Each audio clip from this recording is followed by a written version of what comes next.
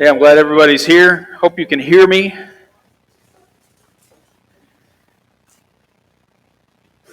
Has everybody here attended this course last time? Some of you have. That's good. This will be a refresher. If you haven't, it'll be good too. It'll be really good for you.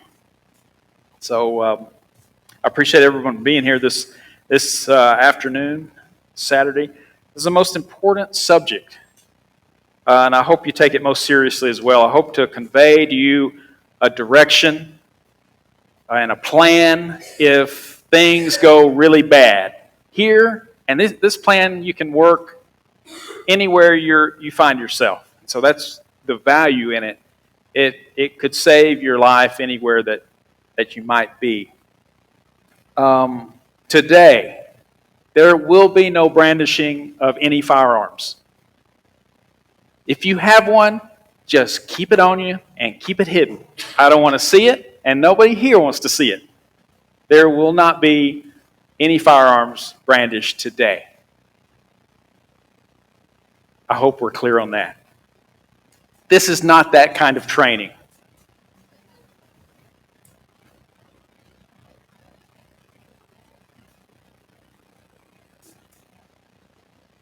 The event that initiated this training occurred in 2019 with a terrible shooting that occurred in West Freeway Church of Christ congregation in the town of White Settlement, Texas. The attacker was able to enter the auditorium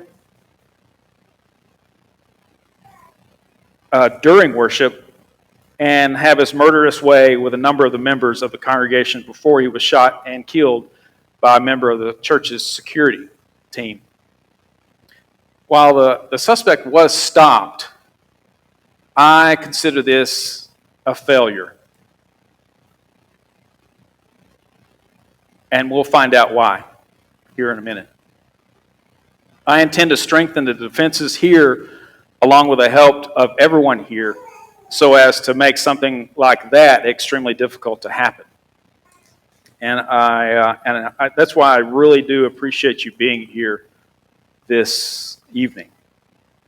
To get to where we need to be will take a very small amount of training and information, which I intend on giving. A large part of this training is a proper mindset, which we will discuss.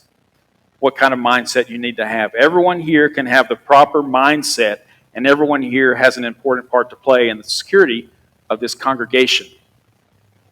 What you will learn in the next moments will prepare you in any location you happen to find yourself in when things go really bad. Has anyone here attended any kind of active attacker training besides the one I gave? A couple? Okay, good. It's going to feel or sound familiar to you as well. But that's okay. That's okay. 3 stages of disaster response. A writer, Amanda Ripley, in the book The Unthinkable, did some research, and it's very revealing. She examined who survives and who dies during disasters. She identified a 3-phase process that everyone will go through. Don't think that you can skip these processes. Nobody does. Your mind will go through these processes if something bad happens. They are denial, deliberation, and action, or a decisive moment. So that's what your brain will go through when something terrible happens. The terrible thing in the picture there is one terrible thing. It doesn't matter what kind of terrible thing it happens. Your mind will go through these things. And so we need to look at these phases, and so we can train our mind to do the thing that we need it to do. Stress response. This is probably the most important, or one of the most important slides that I have. And what it shows is heart rate, beats per minute. And that's important because you want to stay, or your normal heart rate's around white to yellow here. That's a good place to stay until something bad happens. When something bad happens, if you have no training, you go straight to black. That's condition black, and bad things happen when you're in condition black. And we have to remember that. This chart gives us a rough estimate of how quickly our fine motor skills and our judgment, remember that word, judgment, we want to keep our judgment at all times. The higher your blood pressure goes, the quicker your judgment goes. So we need to get control of that somehow. This is one of the reasons why it's so important to have some sort of physicality about us. If we aren't practicing moving our heart rate up and down this scale, we will quickly go to the last part of this scale, which is condition black. Condition white's normal resting heart rate. Condition yellow, your fine motor skills start to deteriorate. Think of putting a key in a keyhole, tying your shoe, typing on a keyboard. Stuff like that starts to deteriorate. It's not gone, and especially the more you practice being in that zone, but you start losing your fine motor skills. Condition red, your complex motor skills start to deteriorate.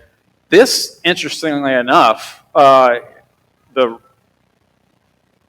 this happened today in men's class. I was teaching men's class, and we had a thunderstorm. And all the lightning and the thunder happened at just the right time. But the red zone here is when you are active against somebody else. You're focused. You've lost your fine motor skills, but you're focused, and you focus better. You don't have any peripheral vision, but you have a focused vision, and you bleed less if you're injured. So if you take a round or a knife or something to your gut, you're going to bleed less. And if you can keep yourself there, but if you don't, you'll continue to go right up the scale to black, and we'll talk about that here in a minute. Condition gray, your cognitive processes deteriorate. You get tunnel vision, auditory exclusion, and time dilation, which means if you're on the security team and you're shooting somebody or hearing somebody fire a round, you're not hearing that at all. You don't know how many rounds you fired because you don't remember.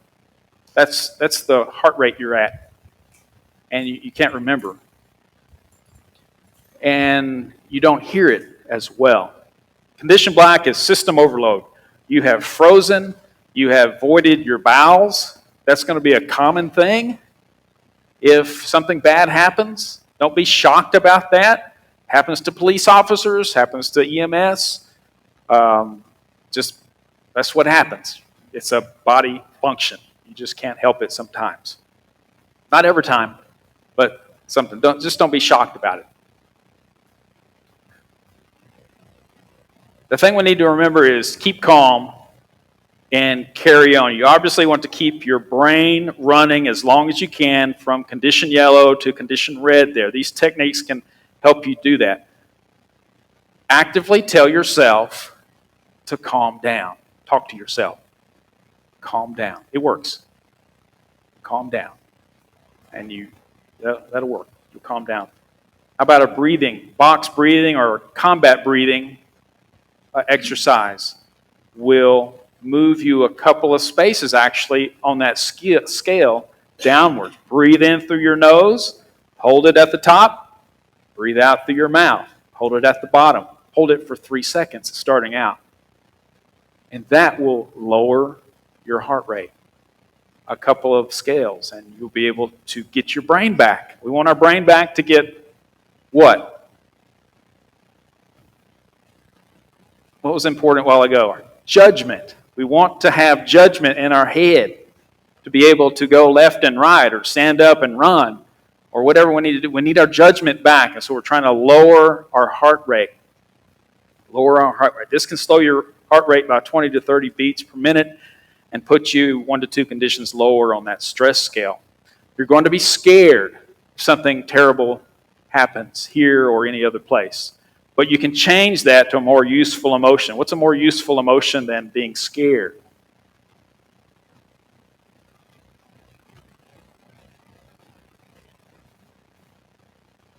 Okay, somebody said something. Run. That's not an emotion. Determination's a good one. Anger. How about anything but scared? Anything. Get out of scared. Get your head in the game again. And you can tell yourself to do that. I am angry this is happening to my family. And get mad. And get angry. And get in gear. And work this plan that we're working. Is what we're talking about here. And so anything else but scared. And anger is a good one to get you motivated. Deliberation. No matter what you do, eventually people get placed under enough stress that your brain, your judgment goes out the door. There's just a point.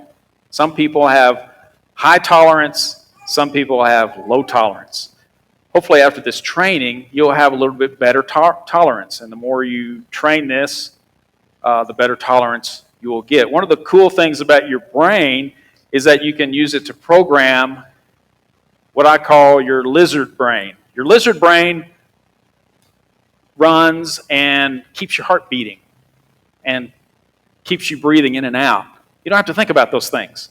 So that's your lizard brain. You can train your lizard brain to do things for you. So you don't have to think about it when you're under stress. And one of the things you can do is called scripting.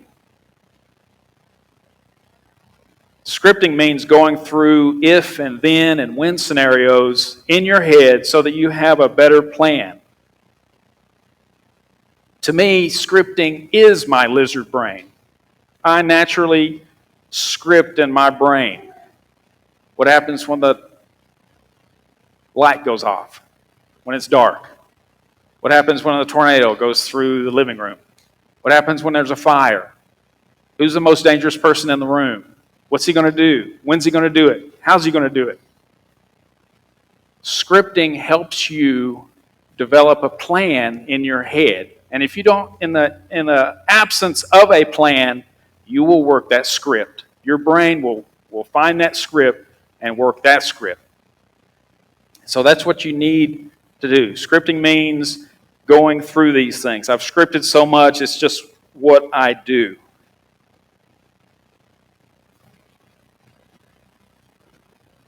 And somebody scripted right through my notes and scrambled them.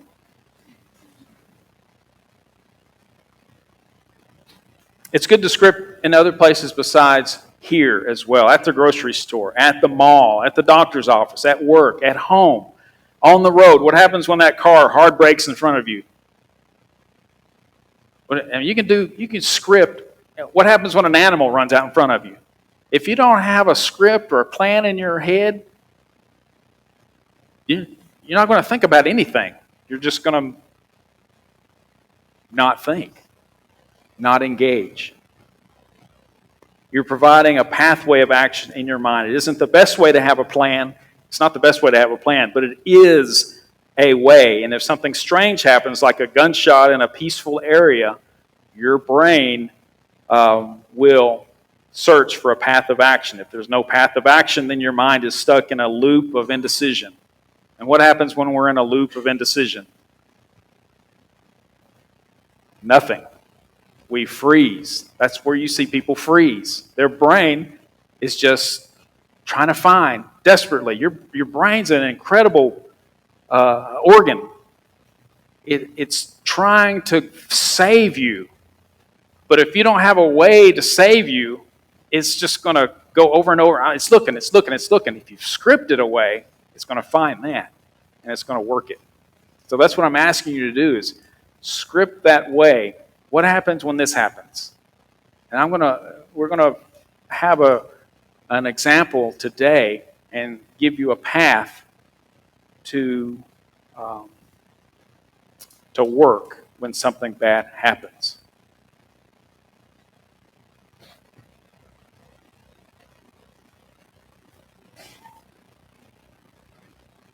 Decisive moment. Just remember, this is one of the phases. Once a decision is made, it's time to act. So act. Just do it with purpose. Move quickly, and just do it. The worst thing you can do is nothing. It works against everyone to do nothing. It doesn't make it go away. Just pretending it's not there, and that's one of the phases, denial. Pretending it's not there doesn't do anything. Pretending it'll go away doesn't do anything. It's happened. It's terrible.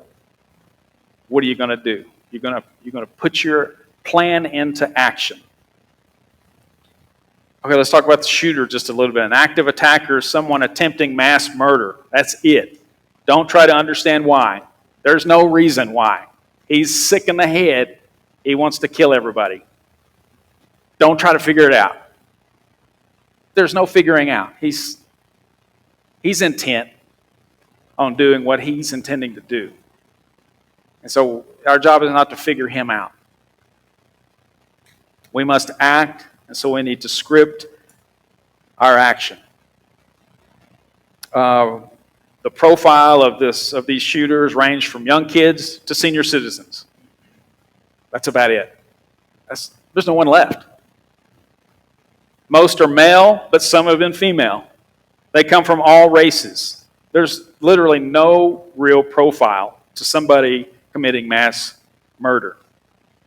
They have a deliberate, focused mindset, or it could be detached mindset. It's really hard to figure it out. Many kill themselves when confronted by police.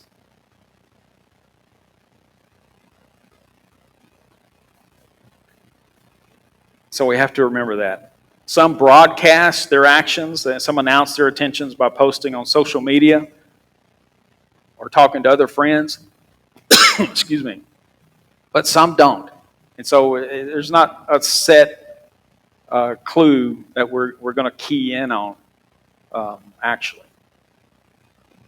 Active shooter locations. We think a lot of active shooter events happening at schools, but they actually happen at work more often than anywhere else. Some of you hard workers probably understand this. Just kidding. Other places or other on here includes churches, military bases, and anywhere else not covered in the other categories. The point is, it could happen anywhere. It just could happen anywhere. You have to remember this training for anywhere. So who's shooting at us? A little more than half are connected or have some sort of relationship with who they're attacking. So you may know who that person is, or may recognize who that person is that's intending harm upon the congregation. Or if you're at Walmart and it's happening there, they probably know somebody there. Just half of the people they know. Denial. Don't deny. This is one of the most common phases that people go through according to this research. Don't deny it's happening. The last thing you want to do is deny what is happening. If we hear gunshots, we move into action. No confirmation is needed. It will be undeniable. Ask yourself, how often do you suddenly hear something like fireworks? With few exceptions, it's hardly ever. Unless you grew up over at the Fritz's house.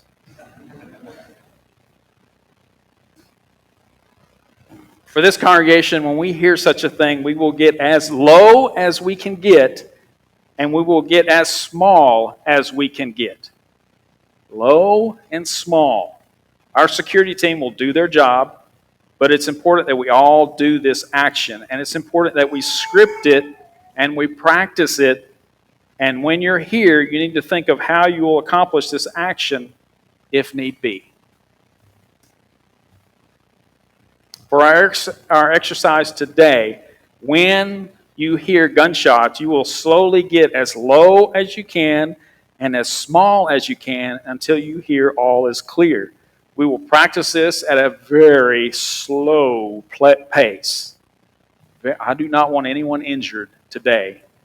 And I'm not going to be firing off rounds. It'll be coming over the speakers. And it will be loud. And I will be yelling, gun. And that's what you will hear if anything happens. And we're going to practice this today. So be looking for a nice soft spot on the ground where you're at, because that's where you're going. You're going to get small. You're going to get as low as you can. And you're going to do it slowly. Because when it actually happens, you'll do it quickly. But at least you'll have that path in your brain and you'll know what to do. This is an action you take when a shooter is active in this room. I'm going to have the sound of gunshots come over the speakers in this room, and I want you to slowly do what you're supposed to do. Get low and get small. Do not hurt yourself. This is a slow, deliberate exercise to implant an action in your brain so it will be somewhat familiar with your action plan. Are there any questions? Do you have to actually get down and get small? Yes. Question? So if somebody's at the podium, what does the person up front on? You get low and small. On the stage or off? Off. You want to make yourself a small target because you probably are the target. It turns out. I said this morning I should jump in the baptistry if it's If you feel like swimming. I might tell you to do that just to watch you do that. You're probably going to hurt yourself diving off this podium, but it'll be worth some laughs. You being up here most of the time, you're probably the focus of any gunner. That's one of the reasons why I sit way up here, because I'm your last line of defense. And I'll be doing what I do. And the security team will be doing what they do. And I need everybody to do what you're supposed to do. And that is get low and small. Yes?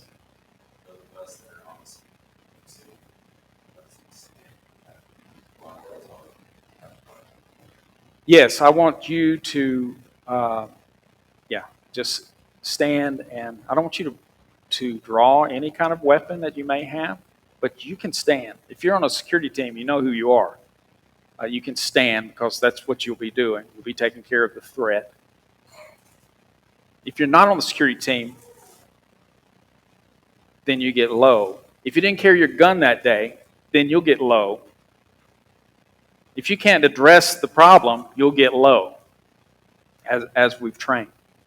And so get as low as you can, as small as you can, as slow as you can. Remember, no injuries. There's no one actually in here shooting a gun. It's just the sound of it, okay? And so don't hurt yourself, please, in this exercise. Is everyone ready? It may cause if you have children here, which is good, it may cause your children to cry, and they will be surprised. They will be surprised. And that's okay. That's reality. That's reality. Question?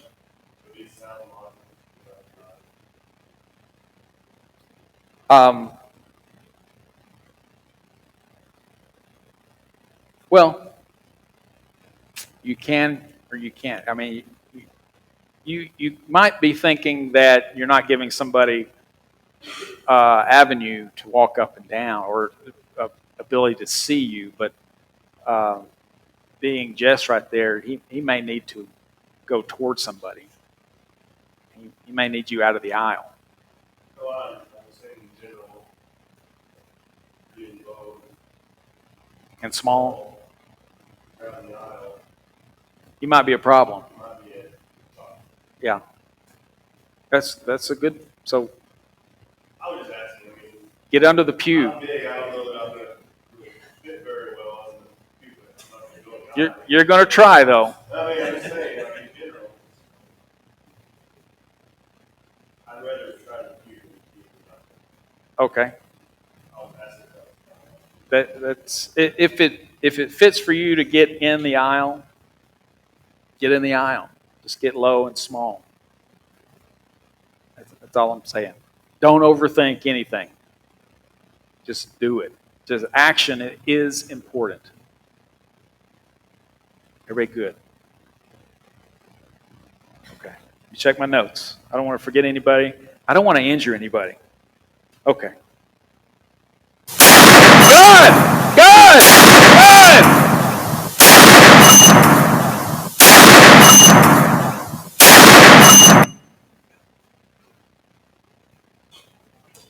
Okay, recover. Recover. Very, very good.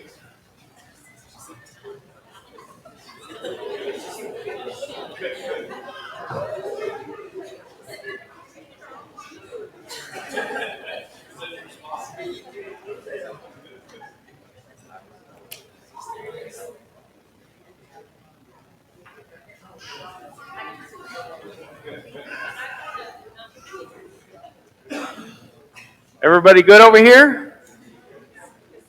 Good? I didn't see anybody. That's good. Everybody good over here? Good? Kenneth? You okay? You okay? Okay. He was invested. You got a Charlie horse. Yeah. Hey, impressive. That's what I need. That's what you need to do if something should happen in here. Very good job. Thank you. Thank you so much. It's that's going to be great. Thank you so much. Any questions about that? Okay, that's your action. Somebody's in here intending harm on the congregation.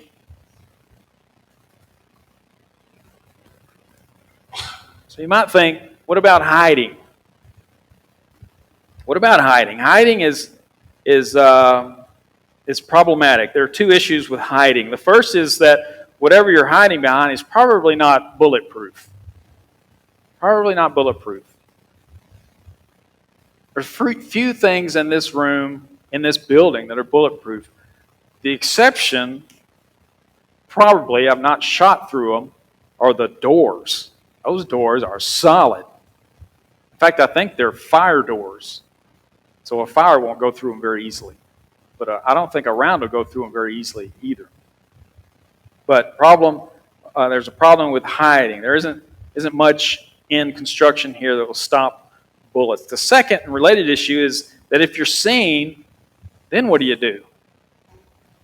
You're found, you're just going to get shot and killed. So don't think you can just hide somewhere and take care of business. Hiding is different than denying. And we'll talk about denying here in a minute.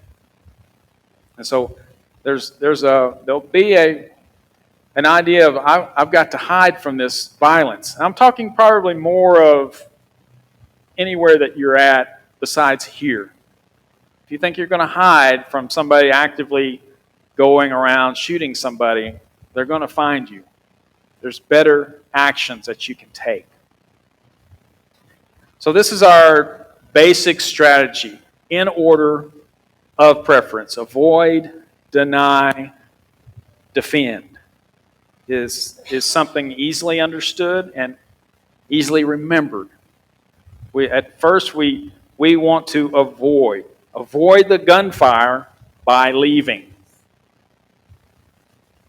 Leave away from the gunfire. It's in the foyer. If it's in the foyer, use these side doors. You're going to just exit out the side doors if it's out there.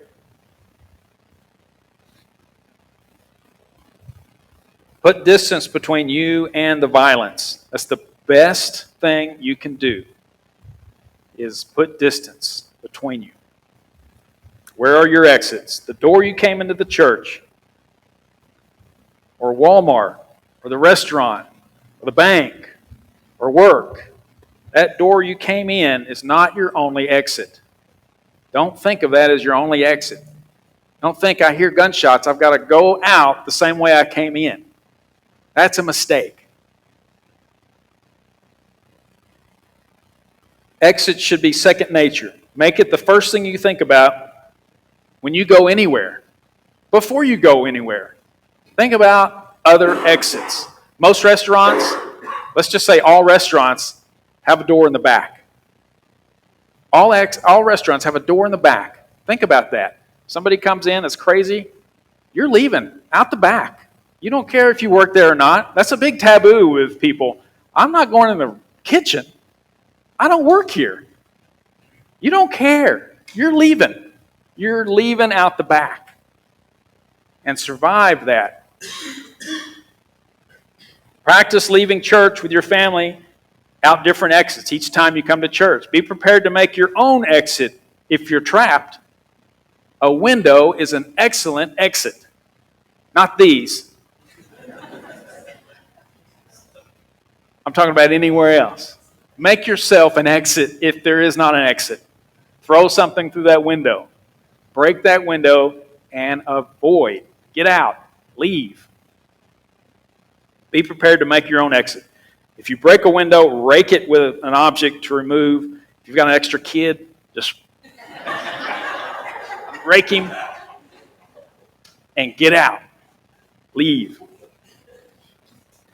Let's talk about deny. If you cannot leave, you deny entry by locking doors between you and the violence.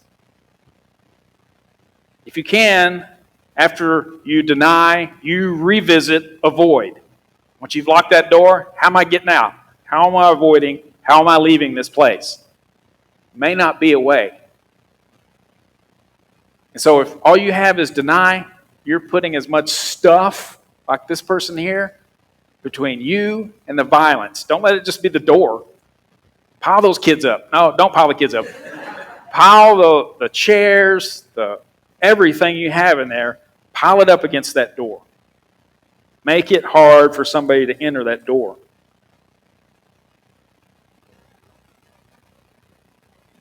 If you can't avoid, make a plan to create your own Alamo.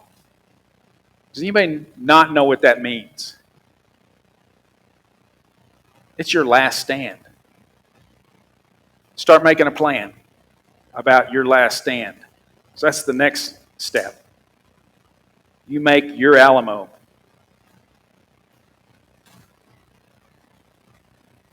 In defending. Get in your mind how you will out-violence the attacker. Well, the attacker's got a gun. All I have is kids. That's not true. You've got your mind. What's that attacker know? There's a helpless person back there. Don't be helpless. You attack through that attacker. You give them everything you got. Everything. Because it's all you've got left. Make it a bad day for the attacker. Get close. Get mad. Get focused. You can and will survive. I'm not going to talk about receiving rounds, but you can live after being shot. So don't think about, I'm going to get shot and I'm going to be done for. No, think, I'm attacking through this person. And I'm going to make it a bad day for him. You're not helpless. Back in the back classrooms, if you're a teacher, you're responsible for the lives of your students. If something should occur, your reactions are the same. Avoid, deny, defend, in that order. If you hear something up here and you're in the back classroom, your first mission is to have a plan and work the plan. Don't sit there and wait. You cannot go wrong with any of these. Start at the top. Avoid. Leave the violence, the opposite way of the violence. Take your kids with you. You're responsible for them. And move with purpose.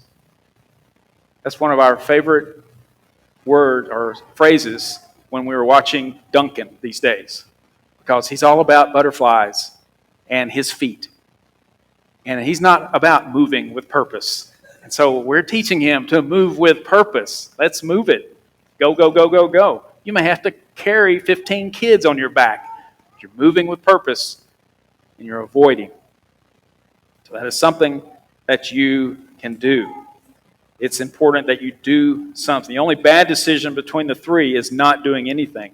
You must act. You must have purpose in your actions. Script your action and work the plan and protect our children.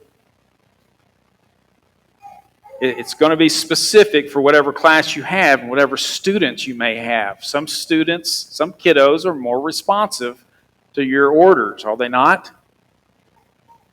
Some of them don't really care what you say. They're going to do their own thing. So you've got to get them into order. You've got to go. Grab them by the little ear and let's go. We're going. And take care of business. So what can we do? This is the plan. I've identified a group within the congregation that are particularly skilled in greeting. That's right. Any attacker that comes in here will be greeted. What they're actually doing is assessing everybody that walks in the door. Do they have ill will upon this group? If they do, they'll be dealt with. If they don't, they're a visitor. That's what I really need in a security team. That's where that White Settlement Church failed.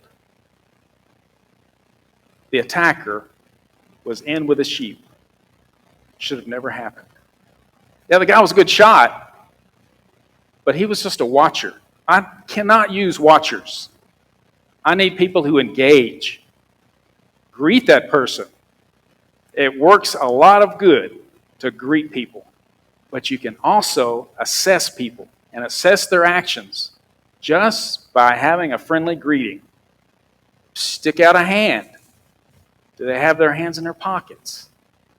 Holding on to something they ought not to have hold on to. They need to be shaking your hand. Hand them a pamphlet. Nate makes those pamphlets, and they're great information, but it's a great tool too. Here's the pamphlet. It's all about our congregation here. Well, I got a shotgun in my big coat, and I can't reach out to grab it. That's a problem. And our greeters know all of those things. And they'll be taking care of the issue if it should occur. Those pamphlets have a lot more use to them also. So please give them out. You're welcome, Nate. Our greeters will engage them with a plan of action. Our safety and security team will engage them if need be, and the aggressor will be dealt with. Within our congregation, we have a number of brethren that conceal carry a weapon, including myself. If need be, this congregation will be defended with a level of violence that will overwhelm the attacker. Guns may be drawn and guns may be fired. If you hear gunfire or hear the word gun, the best thing you can do is get low, get small. That's the best thing you can do. If you hear that and hear gun, it will be a very fast event. Yes. Well, if you look in the back foyer, there's a lot of them there. If you're on the security team, please stand. Plus those in the back foyer. And there may be some that are not here today. That's a good question. But who else carries in this congregation? Yeah. Plus visitors. Visitors carry. I carry when I travel, and I'm going to take care of problems when I travel. And so are those visitors. And so just because you're a visitor and you're carrying a holstered weapon doesn't make you a murderer. Please don't shoot our visitors.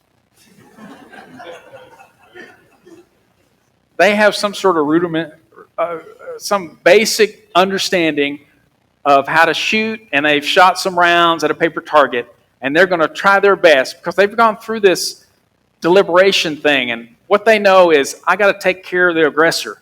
That's what they know. And so that's what they're going to be, that's their plan. And the best way you can help them at is get low and get small while the shootout occurs. Because it's going to be kind of crazy in here with 15 people shooting one guy. But he didn't count on that, that's for sure. But you can, by getting small and getting low. Excellent question. So what not to do? Do not stand up. Do not stand up. That is a terrible thing to do. Do not look around. Try not to scream. Those may be things that occur, especially if there's visitors or people of our congregation that have never been to this kind of training. They'll do all kinds of things. For you, all you can do is model good training. Get low. If you see somebody about to stand up, it's a visitor, you might want to say, get low, and get them down as well. That's what not to do. What to do? Get low, practice your breathing. Remember, we want to be able to think also. When you're down there, what else can you do to lower your blood pressure? Pray. Very good. If you have a picture of a significant other on your phone, that will lower your blood pressure just by looking at that. That's a fact. If you have 100 messages, but if you have your wife on there or your husband, you always have your phone. Look at that. Your blood pressure will actually lower. Get your blood pressure down. Get ready to think. Get ready to act. Because we can't use you. We cannot use you if you're blacked out and you're out of your mind. There's a question back here. Is there a way to walk doors from inside? No. But the plan is, if violence is out there, to close these doors. Because what are y'all doing? Y'all are getting out. Well, we can say what if a lot. Isn't that what this I've got more than 2 shooters back here too. Question. Yes, if we're supposed to be getting out, we're supposed to be involved with the Well, if there's somebody shooting in here, all I want you to do is get low and get small. And then get out after it's been taken care of. What I'm talking about when you're getting out is if it's in the foyer or in the back there. Back in the classroom where your kids are. What's going to be the immediate indication? I'm going to get my kid. Well, as soon as you walk in that hall, you're going to be shot dead. Well, your kids still need you. So out this door, let the security team take care of what they do, and we'll reunite later. Don't immediately run back to your kiddos, because that's the bad place to be. Yes?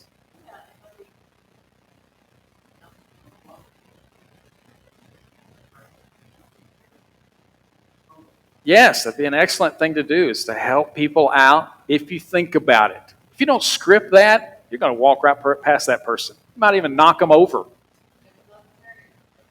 Yeah, if you don't script carrying them or rolling them out, it's not even going to cross your mind. Yes?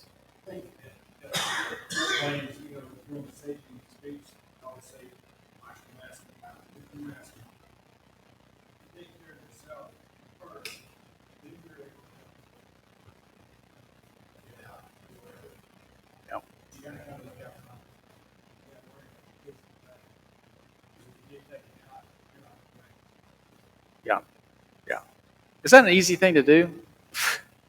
No. If my grandkids are on the back, well, I'm personally going to fight to get to them. I want to go through that attacker because I have the means and the ability to do that. But you don't have the means and the ability to do that. You have the means and the ability to get away from the violence, to live another day. And that's what I want us to do here. is to get away from the violence. And not just here. Anywhere you're at, restaurants, Walmart. Get away from the violence, and you will live to another day. Yes? Are all the teachers gonna go and do what's happening? Hopefully they do. Hopefully they script this in their minds to avoid or deny or defend. If they don't script that in their minds, they're more likely to do nothing. They're just going to freeze. That's what I'm saying. You would freeze if not for this training or some training, because violence does not happen to us often, and our minds will not comprehend a gunfire in a quiet place. That's just not what happens to people, unless you're a soldier or something and have planned that. And so your mind will make you. You remember what I said? Your mind is looking for an answer. Your brain is trying to save your life. And without a pathway, you're just going to freeze. This gives you a pathway. And scripting, wherever you go, will give that pathway. It's not the best way. It's not like practicing or training. But it'll get you going.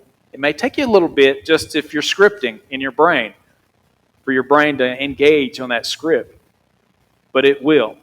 It will do it. So that's the best thing you can do wherever you are, driving down the road. Script about anything. I do. What happens if a meteor lands in front of me? What am I going to do? I see a hand. These doors here, right? That's correct. So like the doors, you're very back on the inside, you're in service, are they locked? Are they push the door to go out? Are they locked here? No, they're not locked during service. We had started, this is the reason it's got locked now. That door is very locked. We locked as soon as future day gets up, and we'll lock it. You can see it. But we started locking inside there, it's just the physical has happened, just had to go extra vigilance, and more than that. So you can't push them, that's all right. You can open up the inside. Now you can always open these doors from the inside, and we've had some recent events with some people in the parking lots that have had our security team lock the doors. I'll get to this later, but this parking lot is not a good place for your children to play at all. And we'll get to that here in a minute. Like I said, visitors may be exercising their right to carry within this congregation. Please don't shoot our visitors. So when police arrive, and they will arrive, the police will seek out the shooter first. They will not stop to help you or anyone else. They will take care of the shooter first, and then take care of the wounded, and then evacuate everyone. So don't think that they're going to lift you off the floor while there's somebody shooting somewhere in the building. They're going to go straight to the shooter.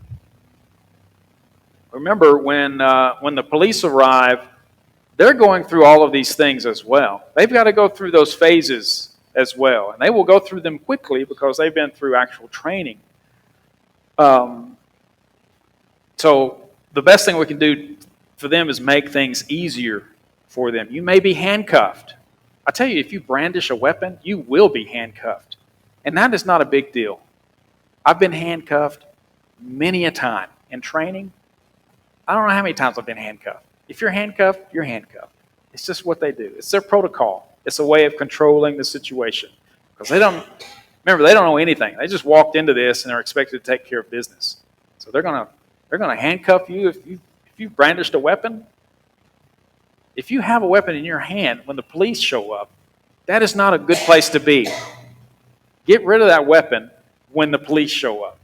Holster it up, and they need to see palms from everybody. Help them out. Go with it. If you're handcuffed, go with it. It will get sorted out later. You might be told to do things you may not agree with. It's not time to argue with the police. Don't be asking them questions. Just, where do I need to go? And I'm all about it. Just take care of that. The police are working their protocols, and you don't have to understand them, but it's best to comply with them when they arrive. Medical or EMS. EMS will not enter until the scene is declared secure by the police. This can take hours, especially at a Walmart or a high school. The high school in Wolfforth it's the biggest building in Lubbock County. It'll take them forever. If you're in there, you're going to be there a while if something bad happens. And so EMS will take hours. Meanwhile, people are bleeding to death. Training programs that teach people how to treat hemorrhaging are available. You can YouTube that until the cows come home. You can find out how to stop bleeding. There's a lot of people with first aid knowledge within this congregation, and they will be taking care of pressure wounds and tourniquet application and pain management. And they will be, if you're about that and there's still something active going on, you don't want to put yourself in harm's way. Move yourself, move that person you're trying to help best you can out of harm's way. So where's the first aid equipment? David Stowers can give us a brief overview of what is available and where it's located.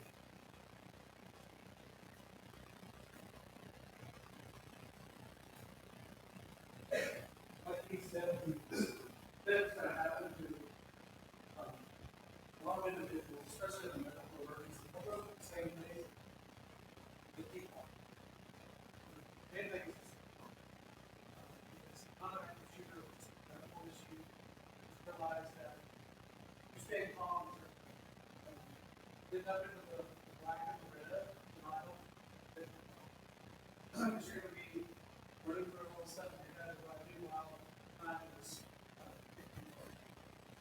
so we do have two medical, I have one medical bag and a contacts that can be used. It's a central spot we have for the building, and for those of you who are often up with the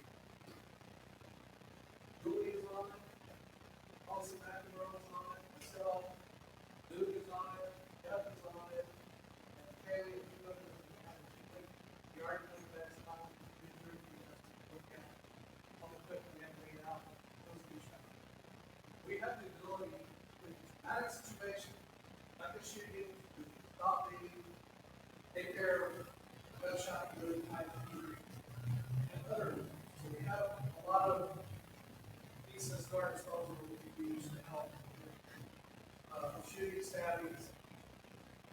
On the medical side, we have medical equipment to that people will be able to help them. Now, we do have, probably all notice, we have a critical there in the medical. You have seen a long back of the that is probably one of the easiest pieces of equipment to use. It has, you open that one for the wall, you're going to see this on the top. It's like the hardest part of using the defibrillator is the first part, which just says boom, boom. That's the hardest part of using this defibrillator. Everything else is nothing for you. It tells you exactly what to do. It tells you to clear off the chest of the lid, so there's trauma shears actually in there, but it goes off. It tells you exactly where to put the pad. It'll tell you when to start CPR, continue CPR, when to stop. And it's going to be reading it. So it's probably one of the most simplistic defibrillators to think on the market. Now, if you want to look at the YouTube videos, they're really great. They're really good. It's pretty straightforward. So just remember that if you have a medical emergency, remember that it's going to happen sooner or later. You have to use defibrillator, because it'll be close to the kind of things like that. We'd rather have longer than one.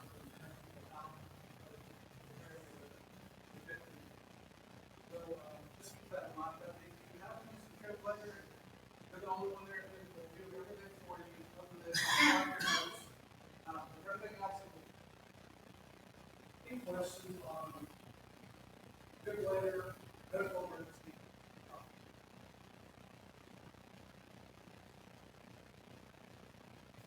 We've had some situations here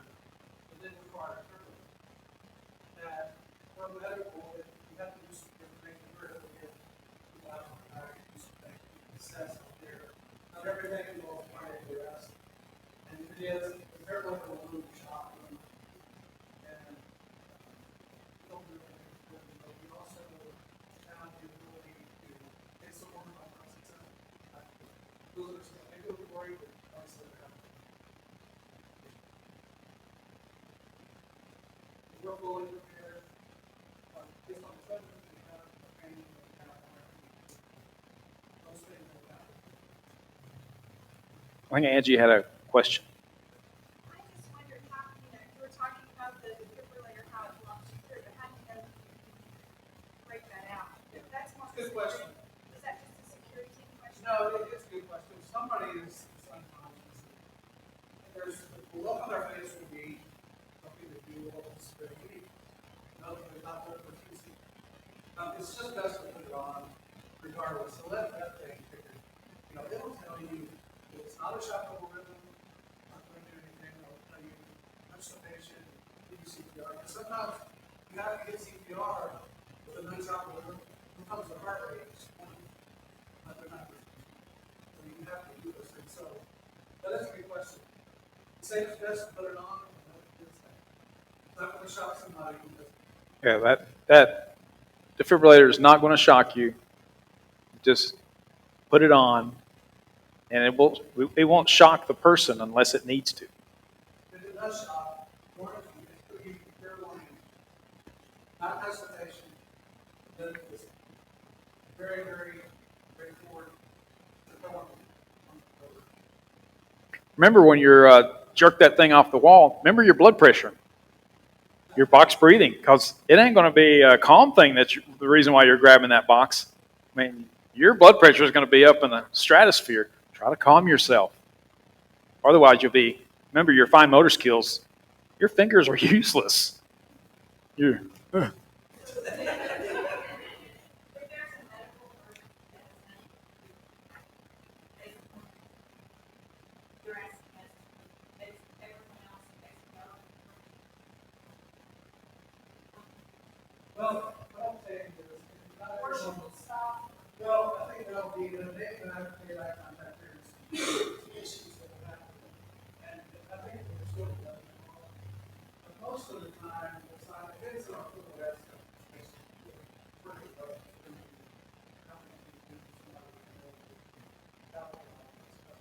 Most medical are wrong and that's come along. We got a stethoscope, we just have to use it fast. I'm just doing it.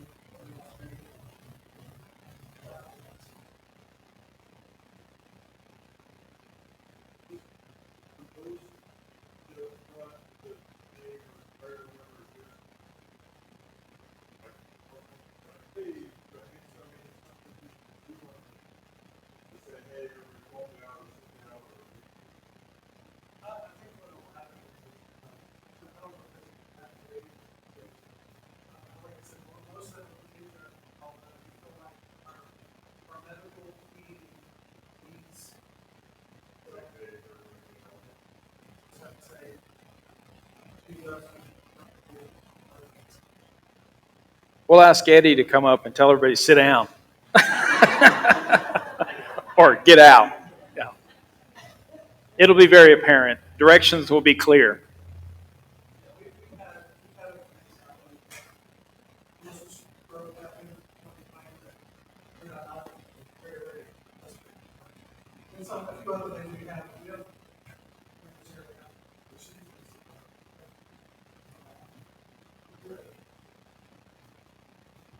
Very good. Okay, so recovery. What happens after an attack? People will experience shock, survivor's guilt, PTSD, nightmares. They'll run the gamut. You need to have a plan in place to help, and you can script that as well. You can script anything. And so that's all of these things are. Your mind doesn't know how to deal with such a traumatic thing. It's kind of like when a loved one dies. It's a shock. It is really a shock, and your whole world is just shaking. That's what happens when something bad happens too. You just don't think about those things until it happens. And so if you script, at least you give your brain a direction. So once you have a plan there, counseling is great. Our brethren are indispensable in this area. That's what we do. We counsel each other. We listen to each other. Be that person that can sit and listen. Communicate, talk, listen, care, love, and repeat until you don't need to anymore. A mindset of security. It would be most helpful to have a mindset of security, not just of everything is butterflies and puppy dogs in our world, because sadly, our world is not full of butterflies and puppy dogs anymore. We are located in a growing part of the city. It's a common thing for people to drive in and around this parking lot when we're in worship, as well as when no one's here. I want to think that they're here looking for a place to worship. I cannot tell you their intentions. I can't do that. I don't know who is driving around and who's sitting with their engine running in the parking lot without coming in. I don't know who that is. I don't know why they're doing that. It's not a safe place. Who would let their child wander around the parking lot of Walmart? There you go, Junior. See you in an hour. Nobody in their right mind is going to do that. Don't do it out here either. Don't do it out here either. Our parking lot should be considered the same. I would prefer you not let your child run around this building unless you're out there watching them. This world is not as safe as it once was, and this is our reality. We can play like we live in make-believe, or we can prepare ourselves as much as we can, physically and mentally can. So I would prefer us to prepare ourselves. Be aware of your surroundings. Train your children to be aware of their surroundings. Our children are being preyed upon, and there are terrible people that desire them. They desire their innocence in a sick and twisted way. If you see something wrong, say something. If you see something, say something. Something wrong looks like a man in the women's bathroom, or coming out of the women's bathroom, a man and a child leaving a classroom. A childless behavior has changed and may be inconsolable. Something's wrong there. A man in the parking lot with the engine running, just sitting there. He doesn't come in. What's he doing? Tell somebody. That has happened out here before. A man or a teen following a youngster in the bathroom or classroom. None of these alone may be 100% sure evidence of a sexual predator, but it warrants investigation. And there's plenty of us that don't mind investigating that. I do not mind. Please tell me, and I would have lots of joy to go challenge that person. That would make my day. They are our children. They are worth it. I've been subject to countless hours of training in these subjects today, both active attacker response as well as the interdiction for the protection of children, to the point where I have walked out on some of this training. It's absolutely disgusting what one human will do to another, and even the training has left scars on my mind, which I do not wish to convey to my family or to this congregation. It's just gross. With that being said, the depraved mind of a sick individual that would do any such thing to another person is revolting to the degree that it's sickening, and things are just getting worse in this world. Do not think that these things don't happen here in Lubbock, Texas. They do. Keep those you love close and safe. Be bold and curious, and investigate those things around your family, and be satisfied before you lower your suspicions. If you have any questions about anything, please let me know. If you want to know about sexual predators, I know a lot of people that can speak at length on some strategies to protect you and your family. If you homeschool your children, and we've got a lot of homeschoolers here, or involved in a co-op of homeschoolers, please make it your business to know everyone in those co-ops. Think about where you would hide if you were a child predator. That is just the place to go. Think about where you could go to offend without being caught. Co-ops and summer camps, and church camps are perfect places to pick and choose victims. and their defenders, their parents, are not even around. Do they know how to groom our children? Absolutely. They know how to groom our children. You're their defender. Be satisfied who is around your children. Be an investigator for your family and rule out beyond any doubt those that will have access to your child, and be bold as a lion for your children. It's worth it. They're our children.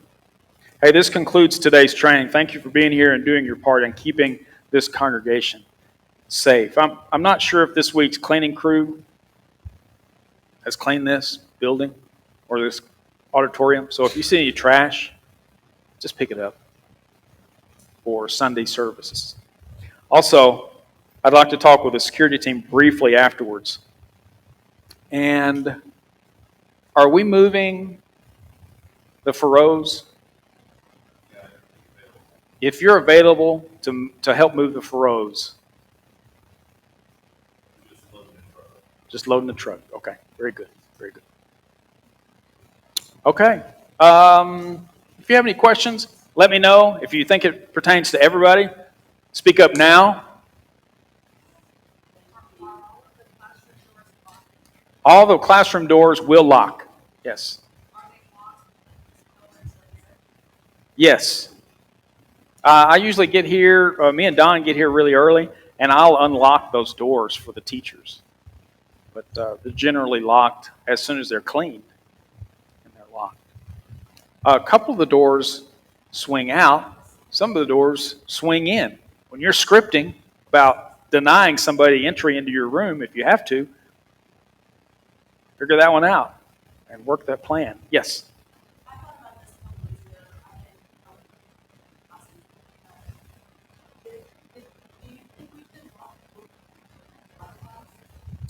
Our doors are watched during Bible class. We've got people at them, and they know who is entering, and they'll be greeted when they walk in. So we can lock them, but we want to remember that this is not a fortress, not meant to be a fortress. We're actually meant to welcome people here. And yes, I would love to lock it all up and secure everybody in here, but we also need to be welcoming to those that want to worship with us and attend those Bible classes. So we have an alternative. We're just going to greet everyone that walks through those doors. Yes, good question.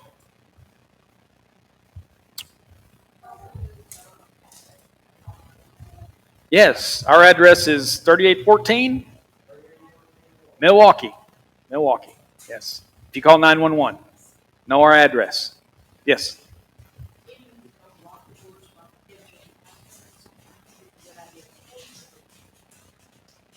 Yes, it's a very good idea to close that door when you're teaching in that classroom. That'll help you teach, but it also help you deny entry if you need to do that.